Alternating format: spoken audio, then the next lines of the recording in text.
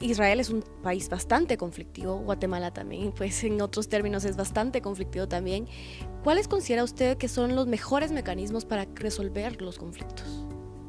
Resolución de conflictos realmente es algo que suena muy complicado, pero verdaderamente tomando en cuenta, como antes mencionaba, de que nuestra vida es un conflicto continuo con cualquier cosa, puede ser menor, puede ser mayor, puede ser todo, pero nos levantamos a la mañana ya con algún elemento de conflicto y así ocurre durante el día. Y eso es lo que le damos de entender a los jóvenes con quienes trabajamos, que no tienen por qué frustrarse en el asunto conflictivo, porque así es la vida, y lo único que hay que saber es cómo manejarse en un conflicto.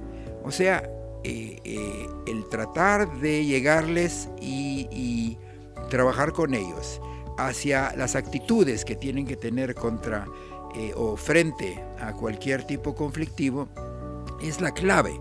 Y una de las leyes que usamos mucho un psicólogo, Stephen Covey, que tiene la famosa ley del 10-90. O sea, le damos a entender a los jóvenes que el 10% de las cosas te ocurren sin que quieras, que no tienes control sobre ello.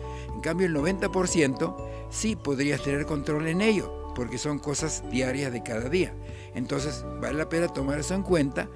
La actitud tuya tiene que ser positiva, como dice este psicólogo, proactiva más que todo, y de ese modo podrás enfrentar.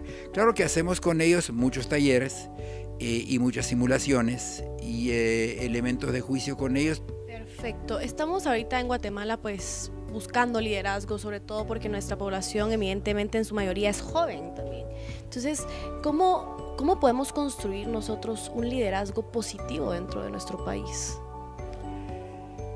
Más que todo sabiendo y estando conscientes de que la mayor parte de la ciudadanía tiene su liderazgo positivo en sí.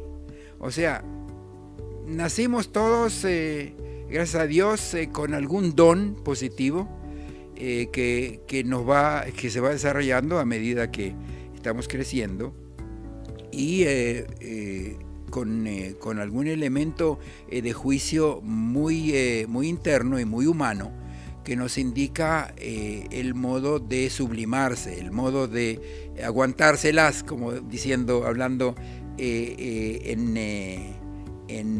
un idioma común y corriente. Y eso implica que vale la pena entender de que cada uno de nosotros tiene un liderazgo interno que puede ejecutarlo ante todo hacia sí mismo y dando el ejemplo frente a cualquier cosa, sea hijos, sea esposa, sea novia, sea cualquier elemento en el trabajo, manejando ese tipo de liderazgo que debe estar amarrado a una palabra muy importante, que es la palabra valores. Liderazgo sin valores no nos lleva a ningún lado. Tenemos líderes en la historia mundial que supieron liderar a sus pueblos hacia el fracaso, hacia la zozobra y con buenas intenciones, pero con malos valores. Y eso se debe evitar. O sea, estamos educando hacia un liderazgo con valores, más que todo. Doctor, y hablando de su tema que es específicamente educación, quiero saber cuál es su opinión respecto pues al sistema educativo en Guatemala. ¿Qué retos ve usted en el sistema de educación en nuestro país? Ok, el Mineduc, gracias a mi familia que está aquí, que por ellos tengo que venir de vez en cuando, 18 horas de vuelo, más o menos, bastante duro, pero hay que visitar y hay que estar con ellos y con la gente con los cuales tengo que trabajar, más que todo con la indicación de la embajada y del embajador que me hace los vínculos adecuados como para que podamos trabajar. Y obviamente al ser educador, el primer vínculo siempre fue el Mineduc. Con sus diferentes departamentos trabajé mucho con el DIGEF, que es Educación Física, la dirección, ¿Por qué? Porque ellos trabajan mucho con jóvenes en riesgo. Se dedican muchísimo en el aspecto rural, en trabajar con jóvenes en riesgo, en deportes, en juegos, en todo lo que tiene que ver con ese elemento de juicio que les da de entender el cómo se deben manejar frente al prójimo. Y trabajando con ellos llegué por todos los lugares, muchos lugares, viajamos hasta San Marcos, una buena vez. Últimamente estuve en Huehue también, pero no con ellos, sino que con la Mariano Gálvez. Y todo con educadores, trabajando, tratando de demostrar. Lo que más me piden es qué es lo que hacemos en Israel con jóvenes en riesgo. Y yo simplemente les demuestro las tácticas nuestras, las estrategias. Claro que hay que adaptarlo al joven local. El joven israelí, obviamente, a pesar de que ser de la misma edad, tiene su característica bastante especial, al igual que el joven guatemalteco. Entonces estamos trabajando mucho. Trabajé también con la policía, estuve visitando cárceles.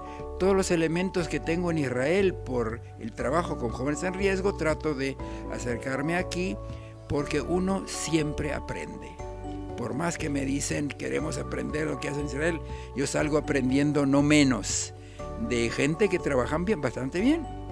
Claro que el elemento rural en Guatemala, a comparación del elemento rural en Israel, tiene mucho que hacer en el aspecto de la pobreza, en el aspecto de las culturas, que muchas veces no se llega a ellos adecuadamente.